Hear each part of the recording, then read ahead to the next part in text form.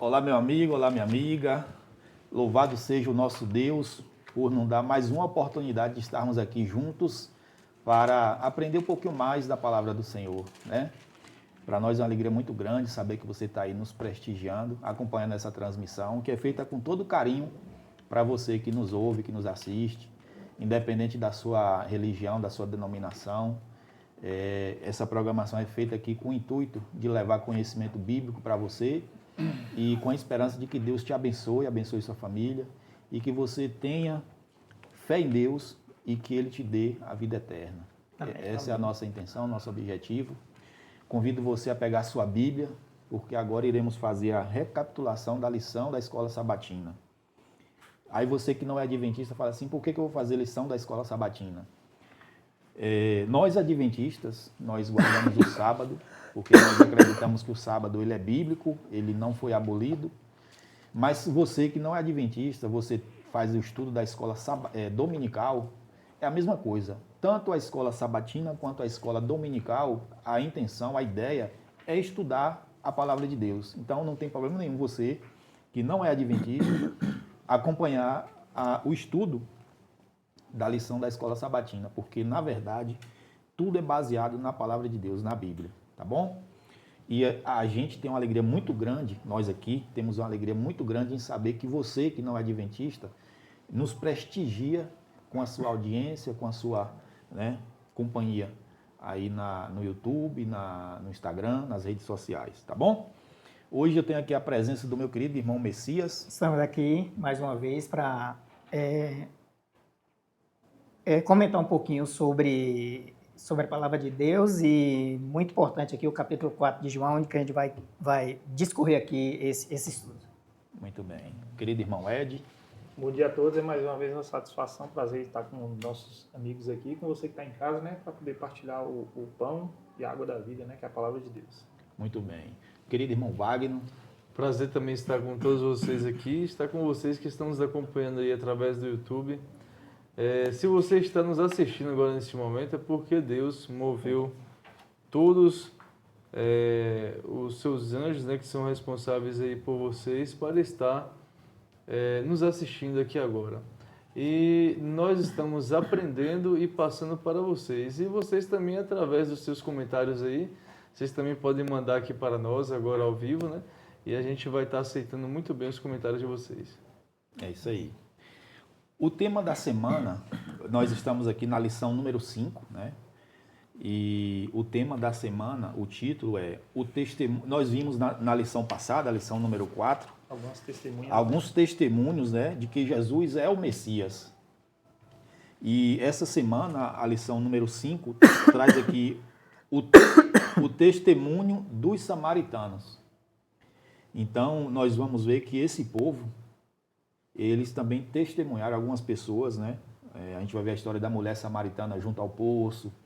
Depois, o próprio povo samaritano, eles testemunharam de que Jesus realmente é o Messias. Era naquele tempo que eles testemunharam e nós sabemos que ele continua sendo e sempre será o único e verdadeiro Messias. Tá bom? Antes de iniciarmos aqui a leitura do verso e fazer a introdução aqui da lição, eu gostaria que Wagner fizesse uma oração para que o Espírito Santo abençoe o nosso estudo. Senhor Jesus, Deus Todo-Poderoso, que o Senhor possa estar nos orientando, meu Pai, e também os nossos irmãos que nos acompanham, que o Senhor possa estar nos guiando sobre a compreensão de Tua mensagem, o estudo e recapitulação dessa mensagem que vai ser passada. Que o Senhor possa cuidar das nossas famílias, em nome de Jesus. Amém. Amém. Amém. O verso, ele está em João, o verso da semana, né? A gente fala o verso para memorizar.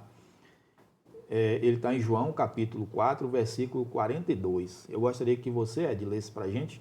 Ok, você que está em casa com sua Bíblia, quiser nos acompanhar, está lá em João 4, 42 e diz o seguinte, nessa versão aqui. E diziam à mulher, agora não é mais por causa do que você falou que nós cremos, mas porque nós mesmos ouvimos e sabemos que este é verdadeiramente o Salvador do mundo. Muito bem. Então a mulher, ela tem um encontro com Cristo ali no poço, né? E aí Cristo tem um diálogo ali com aquela mulher, ela reconhece que Cristo é o Messias, ela vai até a sua cidade, fala de Cristo, aquelas pessoas ouvem a Cristo e eles dão esse testemunho. Agora nós acreditamos porque nós ouvimos ele e não mais pelo que tu disse. Então, aqui já é um testemunho, né, dos samaritanos com relação a Cristo como o Messias, né? O que eu fico mais impressionado aqui, Fábio, é quem eram os samaritanos, né? Exatamente. Porque o estudo começa a falar de uma mulher samaritana. E assim, às vezes as pessoas que nos ouvem, assim, de onde era Samaria? Quem é esse povo? Quem é esse povo? Né? Quem é esse povo? Onde vive? O que come? Exato. O que eles fazem? Qual é o Será que costume, existe até religião hoje? deles? Né? Interessante, Wagner, que nos evangelhos nós temos alguns relatos de samaritanos, né? Tem a mulher samaritana junto ao poço, tem o bom samaritano, né? Quem não lembra daquela história do bom samaritano? Isso, E toda vez que a gente ouve a história dos samaritanos aqui nos evangelhos, a gente percebe que existia uma rixa entre samaritanos e judeus. Barreiras culturais, né? Barreiras culturais. Que assim, da mesma forma que o reino de Judá, que era o reino do sul, bem, trazendo aqui para os irmãos, depois de Salomão, o reino se dividiu, né? Ao Exatamente. norte ficou Israel e ao sul ficou Judá, né? Exatamente. E aí, com Israel sendo o reino do norte, a capital ficou sendo Samaria. E Judá ficou sendo Jerusalém. Exato, é isso mesmo. E eles tinham os costumes deles e os nossos, e Judá tinha os outros costumes. E assim, os samaritanos eles eram um pouco assim que excluídos, né? E também assim, o reino do sul era chamado de judeus. E todo o reino do norte não era só chamado de israelitas, era chamado de samaritanos, independente se eles moravam em Samaria ou não, né? Quando houve essa separação, né, após a morte de Salomão, o filho de Salomão, né, o Roboão, ele não deu ouvido ao povo e o povo perdeu o controle lá do povo e o povo se dividiu. As 10 tribos do norte ficou sendo governada por Jeroboão, que era um oficial de Salomão, e o reino do sul, que era Judá, ficou sendo governada por Roboão, que era filho de Salomão.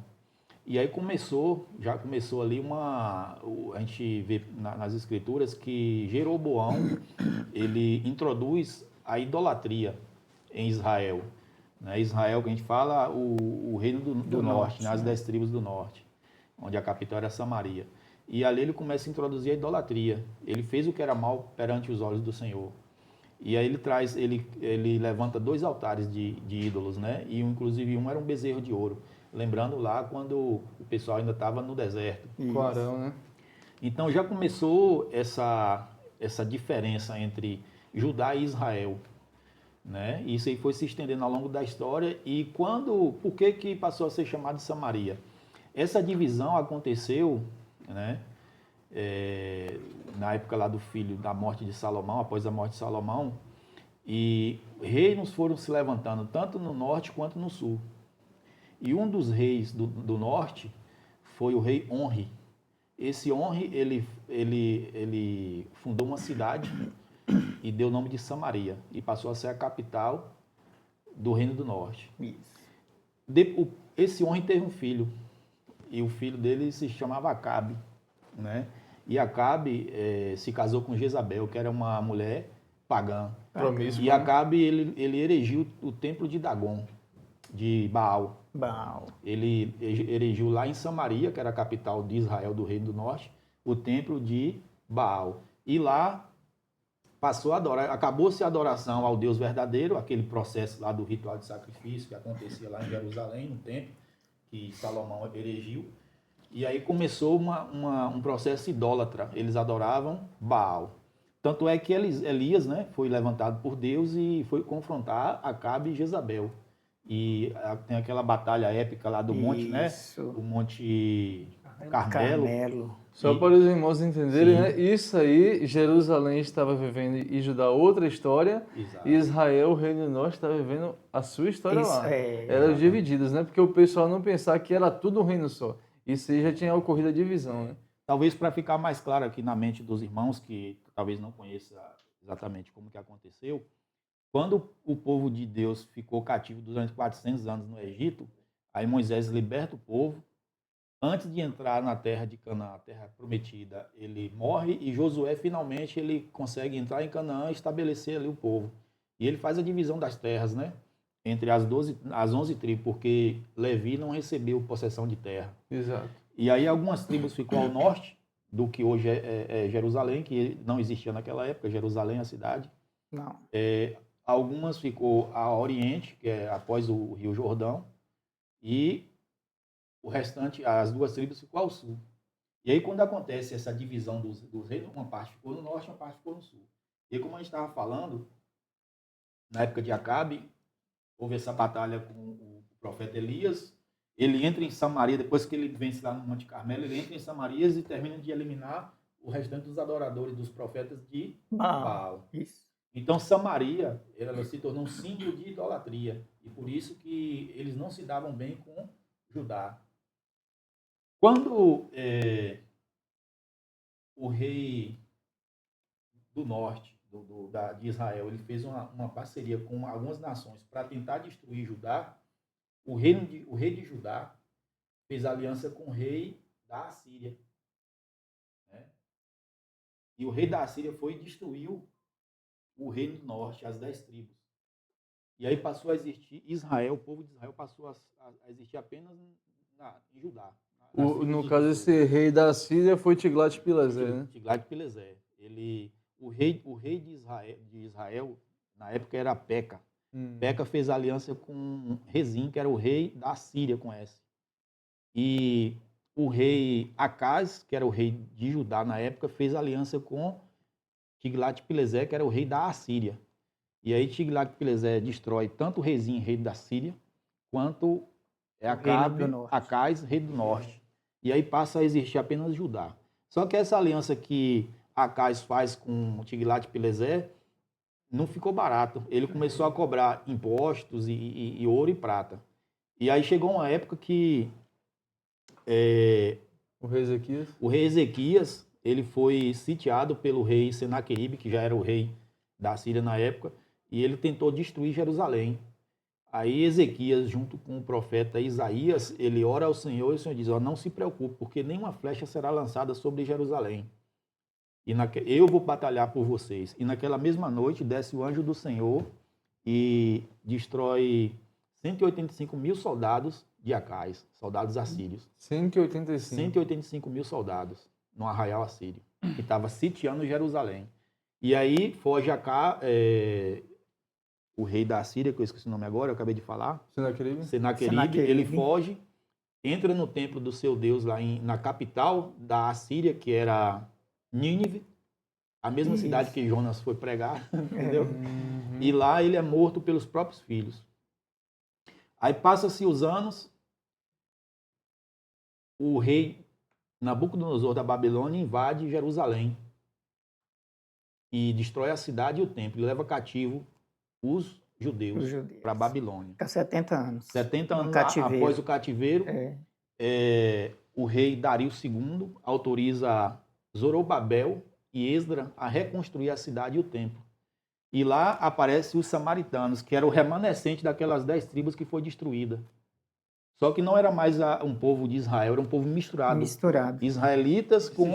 Exatamente. Porque, para os irmãos entenderem, os assírios eles tinham uma tática, além de ser considerado o povo mais cruel e sanguinário que já existiu na face da Terra, a gente vê muito falar das histórias de Roma, né? Roma na Idade Medieval, mas só que não chega aos pés. Só para vocês terem a noção, na entrada da cidade, os inimigos eram colocados presos em estacas. Às vezes arrancada a cabeça, né? Arrancada a cabeça e empalado, né, na estaca e colocado na entrada da cidade. Ao redor de urubus, animais, para eles terem noção, para ninguém, que ninguém era igual a eles. Ousasse a enfrentá-los. Exato, enfrentar a Síria. Então, assim, quando foi dominado pela Síria, o Reino do Norte, eles pegaram outros povos e colocaram lá. Então, depois desse período, deixou exatamente de ser o povo de Israel, o reino do norte. Né? Exatamente. Aí na época de Zorobabel, né, após o cativeiro lá de Babilônia, aparecem os samaritanos, né? Porque Isso. eles ainda ficaram na cidade de Samaria, que era a capital do Reino do Norte. E eles chegam para Zorobabel e falam assim, não, permita que nós ajude vocês na construção, porque nós buscamos adorar o mesmo Deus de vocês. E aí só que os judeus sabiam que eles eram idólatras. Ele falou, não, vocês não têm nada a ver com a construção do nosso templo e a adoração do nosso Deus. E aquele povo samaritano, eles passam a perseguir Zorobabel e Esdras. E aí a obra é interrompida. Poucos anos depois, Neemias, ele recebe a autorização do rei Artaxerxes e ele continua a obra.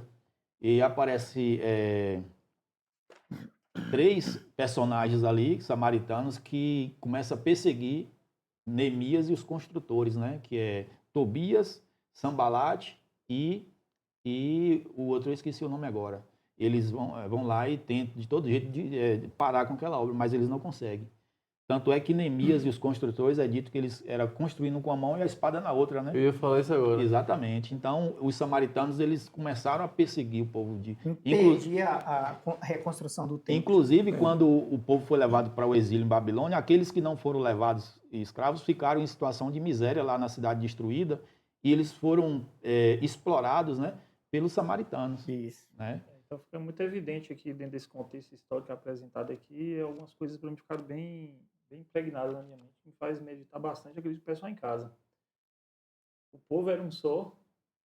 Nesse contexto atual, depois de apresentado, o povo se separou de Deus por vários contextos, né? Exato. E a gente vê o perigo da questão política, porque fez com que atrapalhasse a questão espiritual do povo. Isso. E problemas familiares. Questão familiar, questão política, questão familiar e a questão religiosa, porque dentro do contexto que vai se apresentar, do contexto de Jesus com a mulher samaritana, os 2 povos julgavam adorar um Deus verdadeiro. Sim. E a questão todinha está isso aí, e envolve muito também a questão da salvação, né?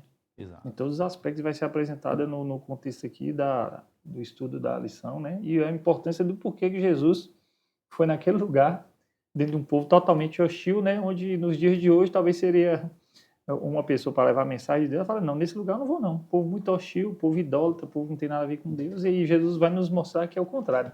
Exatamente. Que todas as pessoas têm direito à salvação e a gente tem que se E empenhar a gente por vê isso. que aquela mulher tinha uma busca sincera, né, pela Isso. adoração ao Senhor. Aí, nesse contexto, a gente entendeu, né, como o Ed falou, o porquê que existia uma rixa entre judeus e samaritanos, por causa de todo esse processo histórico aí. Que alguns irmãos pensam que os samaritanos era outro país, que Exato. Samaria era outro país. Não, Samaria fazia parte do que era o povo de Deus. Exatamente. Né? E assim, e Jesus, ele veio, quando a gente fala sobre o encontro, né, justamente nessa parte do domingo, o contexto do encontro entre Jesus e a mulher samaritana, ele, junto ao poço, ele veio justamente quebrar toda essa barreira antiga, né, que Essa rixa, ancestral, que exatamente, mas que existia entre o povo judeu e o povo samaritano. Exato. E Jesus, ele veio justamente bater de frente com aquela mulher, aquela única, né, que ia buscar água no poço, naquele horário que era o horário de meio-dia, né? Jesus Cristo, como homem, ele não poderia se encontrar com uma mulher a sós, né, pelo contexto da época. E Jesus Cristo, ele veio quebrando 2 barreiras, Exato. justamente para levar salvação àquela mulher. Lembrando que o que levou Jesus a Samaria foi um contexto também de conflito Sim. entre os discípulos dele e os discípulos de João, né? Exatamente. E outra coisa Bem também lembrado. que a gente tem que entender aqui, porque, segundo aqui no capítulo 4 de João, que fala aqui, Jesus estava na Judéia, mas como está tendo esse conflito entre os seguidores de João com os seguidores de Jesus, e também ali estavam os fariseus também jogando lenha na fogueira, vamos dizer assim. Sim. Aí Jesus quis sair desse cenário de conflito, mas só que ele ia para Galiléia. Para ir para Galiléia tinha que atravessar Samaria. Aí que entra aqui nesse contexto aqui, porque Jesus saiu da Judéia e ia para Galiléia e teria que passar em Samaria. E interessante, rapidinho para você concluir seu raciocínio, só um comentário. os judeus, na maioria, quando eles tinham que ir da Judéia para Galiléia, Tinha duas eles rotas, né? faziam uma rota maior para não Isso. passar dentro de Samaria. Isso. E Jesus ele escolheu passar. Sim. E aí eu vejo assim um ponto interessante, a habilidade de Jesus em pegar situações adversas e colocar em seu favor, ou seja, ele estava num contexto que ele precisava resolver, que era o conflito entre os discípulos de João e o dele, e a missão que ele tinha. Então ele aproveitou a situação para seu favor. Então já que eu tenho que sair, vou fazer e vou passar para Samaria, que lá não tem uma Isso. questão para me resolver lá. E outra coisa também que a gente tem que entender ali, Jesus estava sendo acompanhado pelos discípulos.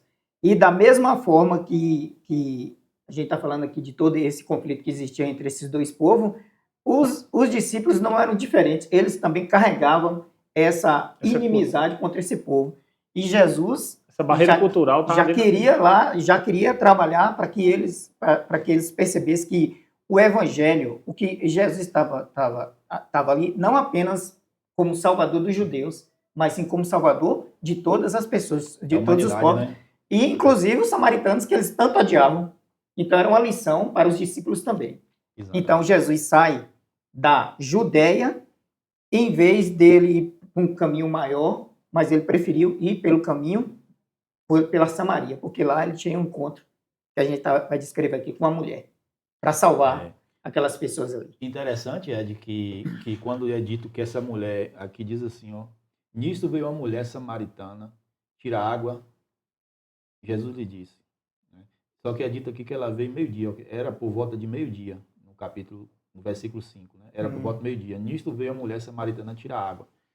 Geralmente, as mulheres, ou os homens também, eles tiravam água, muitas vezes ali para alimentar o rebanho, ou para o próprio consumo, no início da manhã e no finalzinho da tarde. Temperatura mais o amena, sol né? estava mais tranquilo, né? E essa Temperatura mulher, mais baixa. ela veio só. E outra coisa, não era costume vir uma mulher sozinha. Vinha algumas mulheres. A gente vê isso lá no relato de Sara com Isaac, Abraão, enfim. Isso. Essa mulher, ela estava sozinha, meio-dia, na hora mais quente do dia. Isso aí traz para a gente algum indicador, né?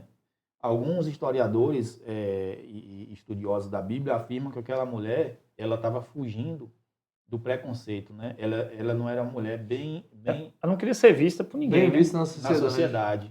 E o relato aqui do diálogo dela com Cristo mostra para a gente qual era o motivo que ela sofria preconceito do restante da E sociedade. aquele horário, Então, tirar água. Hein? Então, né, a gente vê no relato que Jesus faz uma pergunta para ela, né? E aí acaba ficando evidente para a gente o motivo daquilo. Mas vamos prosseguir aqui no contexto, né, do encontro. Então, Jesus se aproxima daquele poço. Interessante que Jesus chegando naquele poço ali, que era um poço que foi deixado por Jacó, os discípulos se retiram, vão até a cidade comprar alimentos e Jesus fica ali sozinho. E aí aquela mulher vem até o poço e tem esse encontro com ele. Não é isso? E aí começa o diálogo. Isso. E outra coisa que a gente tem que entender também. Apesar dessa inimizade que eles tinham ali entre eles, era costume desse povo oriental, até hoje tem esse costume lá, o homem não conversar com a mulher. Sim. Não dirigir palavra com a mulher. Nem parente, irmã, não podiam. Assim, só dentro de casa, mas assim, Em público, não. Mas Jesus, ele veio para quebrar as barreiras, sabia? Jesus, ele quer quebrar essa barreira, esses preconceitos, essas rixas, e ele veio para salvar todas as pessoas. Então, a missão de Jesus era não apenas salvar aquela mulher, mas salvar um povo. Jesus e a mulher, salvação. eles foram contrários à situação normal, que o normal era ela ir junto com outras mulheres, no horário mais ameno, ela foi, no horário que não tinha ninguém, e foi sozinha. Jesus também aplicou uma situação parecida. Isso. Porque o normal era não ter contato com mulher e tal, e outras situações, mas os dois, de fato, usaram, no caso, Jesus usou a situação para, como o Messias falou, né? Precisam se ser quebradas barreiras para que algumas situações favoráveis ou que a gente necessite resolver sejam resolvidas. E o contexto cultural e as barreiras foram quebradas. Jesus quebrou as barreiras culturais, quando ele mesmo se colocou contrário aos próprios costumes do seu povo. Se ele não fizesse isso, não teria como ter o contato com aquela mulher. Tanto é que a mulher responde aqui, ó, quando Jesus pede, dê-me um pouco de água, a mulher responde, como sendo o Senhor judeu, pede água a mim, que sou mulher samaritana. Mulher samaritana. Não se falava com mulher e nem muito menos com samaritana. Então, olha como que existia. Interessante que essa questão do preconceito não era só contra o samaritano. Nós lemos aí na lição anterior que quando A mulher cirofenícia. né, e quando o homem chega para o discípulo lá, o Natanael, e fala assim: encontramos o Messias, Jesus, o Nazareno. Ele fala: vixe, Logo de Nazaré. Nazaré? Olha o preconceito, né? Eu ia citar justamente isso, Fábio, que assim, Jesus ele fazia tudo de forma premeditada, né? Quando Natanael chegou até ele, aí ele falou, esse aí é um varão, né? Um verdadeiro israelita, Um né? verdadeiro israelita. Onde não há mentira nem dolo. Exatamente. Aí ele falou, mas como é que o senhor me conhece, né? No diálogo lá. Aí Jesus Cristo fala, não, eu te vi desde quando você estava debaixo da figueira, né? E aí isso tudo veio se cumprindo. Jesus, ele quando foi naquele horário pegar água, os discípulos foram, ele ficou ali, ele já sabia que aquela mulher ia chegar ali. Porque aquela mulher, ela não fazia isso um dia ou outro, ela fazia todos os dias, né? Então, assim, Jesus, ele fez tudo de forma premeditada. E aquela mensagem chegou até Samaria só por conta dela.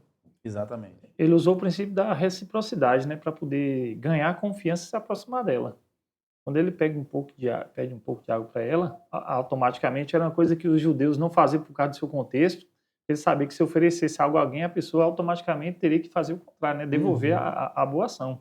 E isso entre judeus e samaritanos é impossível de pensar, né? Impossível. Jesus aplica essa situação e a gente começa a imaginar uma pessoa solitária, pessoa totalmente deprimida, se achando de algum valor, tendo a oportunidade de fazer algo de bom por alguém, né? Então Jesus dá essa oportunidade, porque ele pediu um pouco de água. Ela podia dar aquilo que ela podia fazer, que era realmente um pouco de água, mas logo em seguida Jesus ia fazer algo melhor, algo que somente ele poderia dar, que era água eterna, que representa a vida eterna, que só ele poderia dar. A O retribuição princípio da foi essa. reciprocidade. E aí a partir daí que começa o testemunho, né? Até porque, como você falou, se Jesus tivesse chegado a oferecer ajuda, ela imediatamente ia recusar.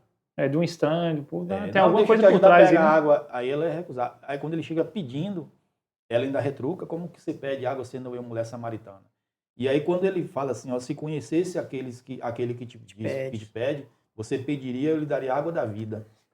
E aí ela fala, mestre, tu não tem, o poço é fundo e você não tem com que tirar. A casa é maior do que o nosso pai Jacó. E aí começa a entrar a conversa começa a encaminhar para o testemunho de quem era Cristo, né, Messias? Isso. E aí chega o ponto de ela falar assim, então aí Jesus fala, se eu te der essa água viva, você não terá mais sede. Quem beber dessa água aqui do poço, voltará a ter sede. Mas se eu te der água viva, você não terá mais sede. Ela fala assim, me dê, Senhor, dessa água, para que eu não tenha sede e não volte mais aqui. Isso mostra pra gente que ela sofria em ter que ir todo dia no sol quente buscar água ali, né? E se sentir como uma pessoa excluída, sabe? Excluída, E uma exatamente. pessoa excluída, uma pessoa assim, mal vista, Exato. sabe? Mas só que essa conversa que ela teve com Jesus e ela começou a indagar certas coisas e Jesus estava conduzindo aquela conversa ali para algo que estava para ela manifestar a necessidade dela. Por isso que Jesus fala que estava oferecendo água da vida, mas não era água física, uma água comum. Exatamente. Sim, Jesus estava oferecendo salvação para aquela mulher. Estava ali se revelando como o salvador dela e do povo. Ou seja, Jesus, na verdade, ele estava querendo revelar a si próprio, mas também verdades espirituais que às vezes as pessoas não têm capacidade para entender, assim como Nicodemos. Assim como Nicodemos, a mulher samaritana, quando Jesus apresentou um contexto natural, né? Aí, tanto Nicodemos como a mulher samaritana, eles foram literalmente na palavra, por isso que eles não entenderam. Quando ela falou, pode ser a água, da água e fluir água da vida, como é que é esse negócio? Não entendo. Sim, ela ficou sem entender. Mas Jesus estava querendo dizer questões espirituais que ele conhecia, ele sabia que ela precisava enxergar para que pudesse começar a resolver o problema dela. E ele já também estava começando a se identificar quem era que estava com ela e qual o objetivo dele estar ali, né? Que era o objetivo de dar um sentido para a vida dela e apagar todo o passado dela, de trazer dor e sofrimento dela. E o ponto crucial aqui é o arrependimento dela. Porque assim, Jesus foi até ela porque Jesus já sabia, já conhecia aquela mulher, né? Porque Jesus é onipresente, onisciente, né? É onipotente. E assim, ele já conhecia o contexto daquela mulher. Só que o ponto crucial aqui é o arrependimento dela. Por quê? O arrependimento dela não tira o motivo pelo qual as pessoas rejeitavam ela. Porque aqui já dizia que ela já, no diálogo ela com Cristo, Cristo falou, ela falou que não tinha marido, não, você já teve 4 maridos e agora o quinto, ele não é seu marido também. Então, assim, o que aquela mulher viveu durante a vida, da forma que ela quis viver, obviamente isso aí ia trazer muitas consequências. Só que o ponto crucial daquilo ali foi o arrependimento e o cansaço que aquela mulher já tinha de viver uma vida daquela forma. E Jesus Cristo já conhecia o contexto dela. Cristo conduziu a conversa, né? Ele foi preparando, desarmando a mulher e foi conduzindo a conversa para ela até chegar nesse ponto. Exatamente. Tanto é que quando ele Não fala podia assim, chegar de uma quando ela vez. chega e fala assim, me dê, Senhor, dessa água para que eu beba e não tenha mais sede. Aí ele fala assim, vai, chama seu marido. E aí onde ela confessa, ela diz assim, não tenho marido. Exato. E aí Cristo olha para ela e fala assim, em verdade tu disse isso, porque já tivesse 5 maridos, e esse que você está com ele hoje não é seu marido. Exato. E É isso lembrando, a gente está falando de uma pessoa que, dentro do seu contexto cultural, eles eram religiosos. Eles tinham Deus. Eles tinham, supostamente, um tempo que eles falavam, eu fico imaginando o contexto dela, mesmo sofredora, imagina ela adorando o Deus que ela achava que era o verdadeiro, mas a situação dela não ia se resolvendo, e aquela questão toda. E hoje em dia pode ter muita gente dessa mesma forma. Muita gente acha que está adorando o Deus verdadeiro, está com suas lutas, suas dificuldades, ou até as próprias barreiras culturais, como ficou evidente aqui, é que impede as pessoas de enxergar o Cristo e o Deus vivo, que é a água, a fonte da vida. Exato. Só que essas barreiras precisam ser quebradas, se aproximar a Cristo. Por isso que ele falou dessa forma do marido. Porque ele se identificava como é o grande eu sou, que tem a presciência de todas as coisas, inclusive enxergava as dificuldades que só ela tinha dentro do coração.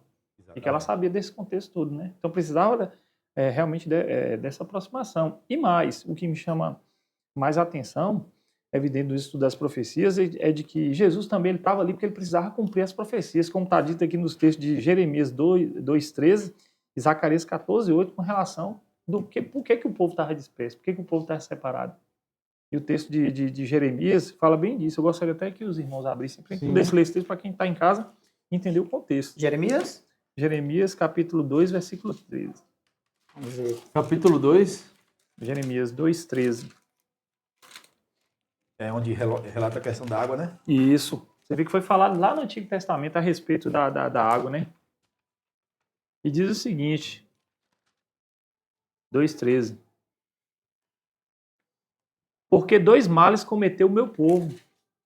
A mim me deixaram o manancial de águas vivas e cavaram cisternas rotas, ou seja, quebradas, que não retém água. Exatamente. Foi por isso que ele falou naquele contexto, vocês estão bebendo água aí, mas vão continuar tendo sede, porque a religião de vocês, com esse Deus aí, não vai levar vocês a lugar nenhum, vocês vão continuar sofrendo, passando dificuldade, porque vocês deixaram o verdadeiro Deus, que é a fonte da água da vida. O único que, se você beber dele, você fica satisfeito, mesmo passando por dificuldades. Exatamente. Então, essa profecia estava se cumprindo lá. Jesus estava se auto-identificando como esse Deus, né? E mostrar que a situação que ela estava passando, assim, de fato, não foi bem por culpa dela, mas foi culpa por causa de um contexto que vocês já narraram aqui no início aqui de toda uma história, mas que Jesus estava ali para consertar tudo isso. Exato. E a gente vê que a sinceridade da mulher, né? Ela buscava adoração. Tanto que ela pergunta ao Messias, Isso. mas não foi você não, viu, Messias? Quando ela percebe, quando Cristo fala assim, mostra para ela que sabia que ela tinha vivido uma vida Com de certeza. pecado, ela fala assim, eu vejo que você é um profeta. Profeta, é. Aí ela questiona, os judeus falam que a gente deve adorar em Jerusalém. Nós adoramos aqui nesse monte. Aí ela questiona Jesus, onde deve ser adorado o Deus, né? Monte Gerizim, né? E aí, exato, aí Cristo mostra para ela que que Deus é espírito e os seus adoradores devem adorar em espírito e em verdade. Exato. E aí Cristo faz uma declaração aqui, ó. Ele diz que a salvação vem dos judeus. Ele faz 2 declarações, na verdade. Assim, que para mim é impactante. Ele afirma que a salvação vem dos judeus. Existe aquela questão lá. Para reafirmar que ele já foi Isso falado, mostra né? para todos nós. De onde veio a salvação? Vem dos judeus. Dos judeus. E Jesus era o quê? Judeu. Pronto. Então ele deixa muito claro isso. E a segunda afirmação que ele dá, que é a primeira declaração que ele dá para uma pessoa, de que ele afirma que ele é o Messias, de forma clara, né? É quando Foi a para mulher- ela. Dentre os 4 evangélicos, é a única que ele faz e olha para quem que ele está fazendo, né? Né? Ele se autodeclara como Messias. E aí a mulher questiona, foi dito que vem um Messias e quando ele vier, ele vai nos declarar todas as coisas. Ele diz, eu sou, eu que falo contigo.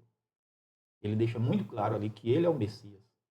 E aquela mulher acredita, ela Isso. deixa o seu cântaro, vai até a sua cidade e anuncia o Messias para aquelas pessoas. Isso. E 2 pontos aqui, né? Jesus, porque a gente falou, acho que na lição passada aqui num comentário, de que tem essa questão de que uns são predestinados para salvar, outros para morrer, aqui fica evidente que a salvação é para todos. Isso. Porque se tivesse isso em mente, o povo pouco se importaria com o povo de Samaria. Sim. E o versículo que também que o nosso auxiliar da lição diz a respeito dessas profecias, Zacarias 14:8 também diz o seguinte, ó, naquele dia também sucederá que correrão de Jerusalém águas vivas, metades dela para o mar do Oriente e outra metade até o mar ocidental. No verão e no inverno sucederá isso, ou seja, o Messias ele viria para proclamar o evangelho para todo mundo, para todo quem está no mundo. Ocidente, quem está no Oriente, É. de forma contínua, tanto no verão quanto no inverno. Todos Isso. têm a oportunidade da salvação. Claro. E é muito interessante esse capítulo 4 aqui e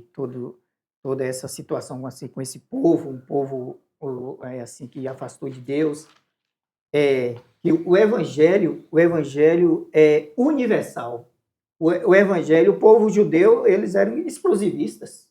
É tanto que eles desprezavam as outras nações, eles achavam que eles eram os bambambãs do momento, então Exatamente. eles achavam isso aí, é tanto que eles esperavam um Messias guerreiro, não um Messias que ia pagar o pecado do ser humano, da humanidade. Exatamente. Então Jesus veio e quebrou todos os paradigmas ali com aquela mulher, uma mulher sim, de caráter duvidoso, mas Jesus não acusou ela em momento nenhum. Jesus a entendeu e tratou ela como uma pessoa que necessitava o quê? Da água da vida, que era ele mesmo. Ele estava oferecendo ali uma salvação para aquela mulher. A água que Jesus estava falando ali, que ele estava oferecendo, era a salvação. Não só para ela, mas também para toda a humanidade. Muito bem, é isso mesmo. A gente percebe, né, Messias, que em todo momento Cristo ele sempre se aproximou das pessoas, independente de quem elas fossem, de qual religião, de qual nação elas fossem, ele sempre se aproximou com um ato de misericórdia, né, um ato de bondade. Né? A gente vê, por exemplo, aquela mulher Ciro-Fenícia que se aproximava de Cristo, clamando. Aparentemente ele foi grosso com ela, né? Foi rude, enfim, mas na verdade ele estava tentando extrair daquela mulher aquela confissão de fé que ela Confissão de demonstrou. fé. Isso. E aí ele vai e cura a filha daquela mulher. A gente vê na história aí da mulher samaritana, ele sabia que a mulher ela tinha um passado, como o Messias falou, duvidoso, né? Um passado de pecado, porque ela teve 5 maridos e perante a lei isso era pecado, não era permitido. Então ele chega, se aproxima dela, ele tenta extrair dela essa história, a confissão de que ela realmente tinha essa vida, e ele demonstra misericórdia e perdão para ela.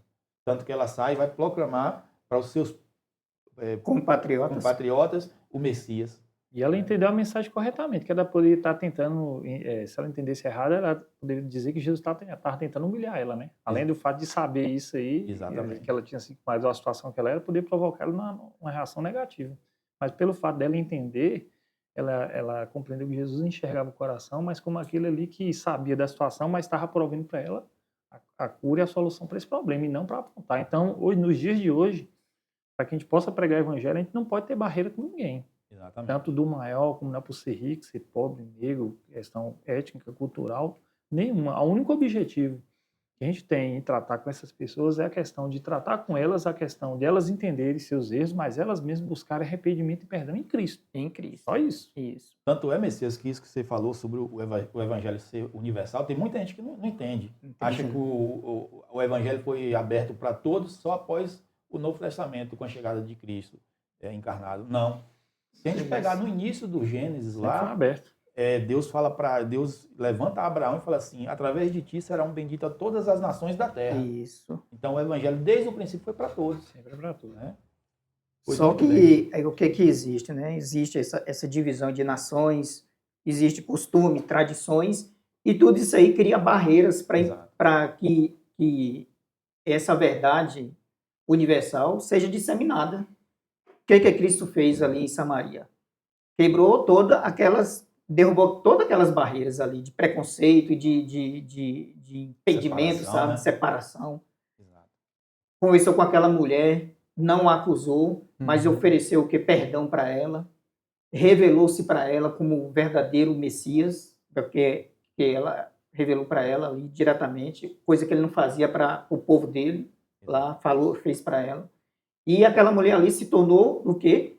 Uma pessoa missionária. A partir daquele momento ali, ela foi para a cidade dela para testemunhar que havia encontrado o Messias. E a mensagem de Jesus é a seguinte: as barreiras vão provocar divisões, vão fazer com que talvez as pessoas se sintam solitárias, isoladas e se achando que não vai ter salvação nenhuma para ela ou solução para os problemas. Jesus diz, ó, quebrem as barreiras e mesmo que você esteja sozinho, não importa a sua dificuldade, os seus problemas, se seu coração estiver aberto e você me conhecer, eu vou resolver os problemas junto com você. E ainda vou lhe dar uma perspectiva de vida e uma identidade, porque aquela mulher até então não tinha identidade mais, ela tinha perdido, não sabia mais o que era. A partir do momento quando ela descobre todas essas verdades e entende quem é que estava de junto dela e o que estava provendo para ela, Ela aí se vai, tornou aí vai missionária. brotar o que o objetivo da lição nos mostra, né? Testemunhar. Testemunhar. A pessoa não consegue. Nós temos aí 5 minutinhos para a gente encerrar. Então, eu queria que, de forma que rápida, a gente fizesse as considerações finais, começando aqui por Messias, para a gente finalizar Sim. o nosso... Então, o que esse capítulo 4 e essa lição quer nos ensinar? Quer nos ensinar que Jesus é a água viva, é a fonte que jorra para a vida eterna é Jesus. Só nele, só através dele que todo ser humano da Terra pode obter a salvação. Tá? Mas estamos num grande conflito e o inimigo vai fazer de tudo para você não ter acesso a essa água. Mas só que no poder de Deus a gente vai proclamar essa verdade para todas as nações e muitos vão ter conhecimento de Jesus e vão aceitar essa mensagem e vão ver Jesus como o verdadeiro Messias, porque nós estamos tratando aqui de um Deus que se fez homem, que esteve aqui na Terra, e é Jesus. Esse Deus que nós proclamamos, esse Deus que se revelou para essa mulher, e esse Deus que vai alcançar todos os habitantes da Terra com essa mensagem de salvação. Ok. Eu queria que você que está em casa pudesse reler novamente esse capítulo 4 do livro de João. Eu não sei que fase da sua vida você está, né? Se você se identifica antes, hoje ou no futuro, talvez vai se identificar com a mulher do poço de Samaria. Mas que você veja como Jesus se apresentou a ela, como Jesus pôde identificar seus problemas, doar bondade, companheirismo, fidelidade, mas muito mais. O que ele pode oferecer para você é a água da vida eterna. E assim que isso acontecer em sua vida, que não só você, mas nós que aqui estamos também possamos criar o desejo de testemunhar, né? De falar qual coisas boas Jesus fez por nós, o Jesus Salvador, e que possa também levar isso a outras pessoas que se sentem isoladas também, sozinhas, nesse mundo. Aqui em Desejar Todas as Nações, página 146, diz bem assim: essa mulher representa a atitude de uma fé prática em Cristo. Todo verdadeiro discípulo nasce no reino de Deus como missionário. Aquele que bebe da água viva se torna fonte de vida, e o que recebe se torna doador. A graça de Cristo no coração é uma fonte no deserto, fluindo para satisfazer todos, fazendo com que aqueles que estão quase a perecer fiquem ansiosos para beber da água da vida. Amém. 2 pontos se destacam na história da mulher samaritana. Primeiro, a confissão da mulher e dos samaritanos de que Cristo é o Messias. Isso. E o segundo, a salvação que Cristo levou para ela e para aquele povo. Então, fica esse exemplo para nós. Cristo, ele é o Messias e veio para salvar toda a humanidade, inclusive você que nos assiste, e nós aqui também. Muito obrigado pela sua companhia, espero que você tenha aprendido um pouquinho mais da palavra do Senhor. Deus abençoe você e sua família e até o próximo estudo. Amém.